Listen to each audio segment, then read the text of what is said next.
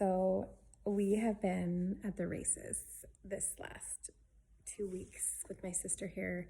We literally have been to every hospital in the valley and had one emergency after the other. And there has been this super sense of urgency for the medical community, first for my brain health and what was going on. And I think the last thing I updated you is we were really trying to figure out what was going on with the brainstem and whether or not I have a tumor back there in my base of my skull. And so I had my MRI done Wednesday night on an emergency basis in Fruitland, Oregon. Well, actually it's Idaho, but you kind of go to Oregon. It was the first time Donna was there, my sister. And so that was kind of exciting to add to the thing. And we went in to meet with the doctor at 12:15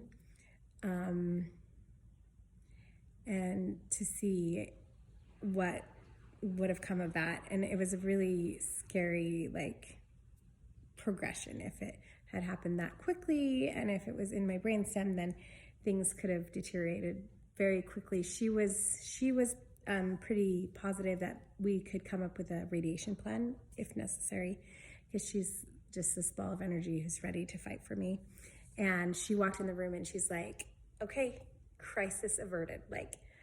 Amazing, best news ever. All of a sudden this race for my life just came to a screeching halt, and we've had no appointments today. There was no evidence of brain tumors in my cerebellum at this time.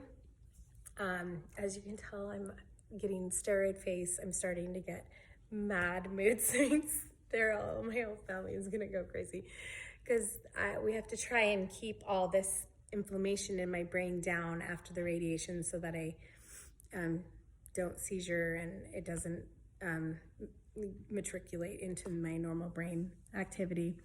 So I'm starting to have some mass reactions to the meds and super weight gain. I mean, in 4 days, I gained 6 pounds, and it's fine. It's really the least of my concern, but my body hates medications so bad, it's not even funny. But so we have just been so abundantly blessed with just little angels. There was this 80-some-year-old man who was holding my sister's hand when I came out of my MRI, and he was just they were talking and commiserating, and he just held her hand, and they just kind of cried together, and it just has been this unearthly experience with my family. The kids have recognized the seriousness of things and really looked outside themselves, and they've bonded together. They're helping each other. They're being obedient, and they're dealing with my super irrational mood swinging psychosis, and I can see myself doing it. But anyone who's been on steroids, it is a known, everybody has this reaction, but nobody else can. It's almost I can't even imagine drug addicts who are on these big stimulating drugs. I feel all my molecules are moving at 1,000,000 miles an hour. So it has just been crazy journey, and I'm still waiting for the doctor and the Mayo Clinic to figure out what to do systemically so we can keep fighting.